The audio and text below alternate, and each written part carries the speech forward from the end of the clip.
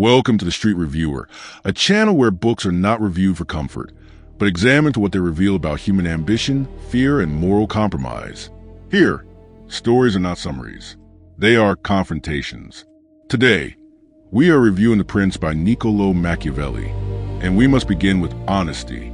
This book is not a handbook for tyrants. It is a confession about humanity. Machiavelli does not ask how leaders should behave. He asks how leaders survive. And in doing so, he exposes the uncomfortable distance between morality and power.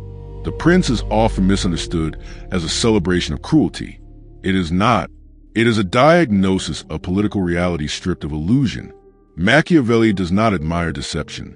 He simply refuses to pretend it does not work. His question is brutal and simple. Is it better to be good or to be effective? And his answer is even more disturbing. It is better to survive. This book does not argue that evil is good. It argues that goodness, when unprotected, is fragile. Machiavelli does not hate virtue. He distrusts its safety. He shows us that kindness without strength invites betrayal. That generosity without authority invites collapse. That mercy without boundaries invites chaos. The Prince is not about becoming heartless. It is about refusing to be naive. What makes this book unsettling is that Machiavelli never pretends power is noble. He only insists it is real. He does not say rulers should deceive. He says rulers will be destroyed if they do not understand deception. This is not cynicism. It is realism without anesthesia. Machiavelli separates public morality from private survival. He understands that leaders are judged not by intentions, but by outcomes. And outcomes in politics are often achieved through uncomfortable means. The Prince is not asking us to admire manipulation. It is asking us to recognize it. The most dangerous idea in this book is not cruelty. It is necessity. Once something becomes necessary, conscience becomes negotiable. Machiavelli shows us how easily we justify what we would once condemn, simply because it now protects us. And that is why The Prince is still read, not because it teaches us how to rule, but because it teaches us how easily we excuse power.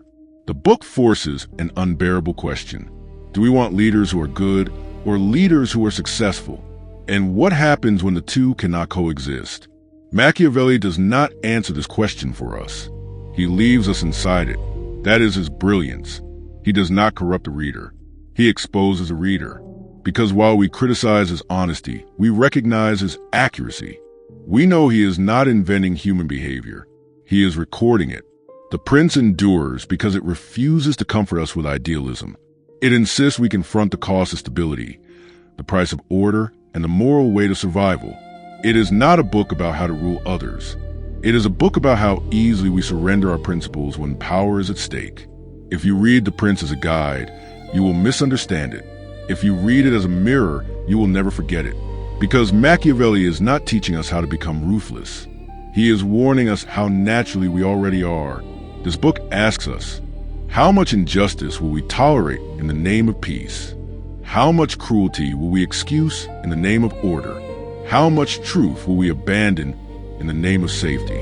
And how often we call survival wisdom? The Prince is not dangerous because it promotes evil. It is dangerous because it tells the truth without apology. And truth, when stripped of comfort, is always frightening. If you have never read The Prince, do not read it for strategy. Read it for self-recognition. And if you have read it before, return to it. You may find that Machiavelli has not changed. Only we have. If you want reviews that praise books, there are many places for that.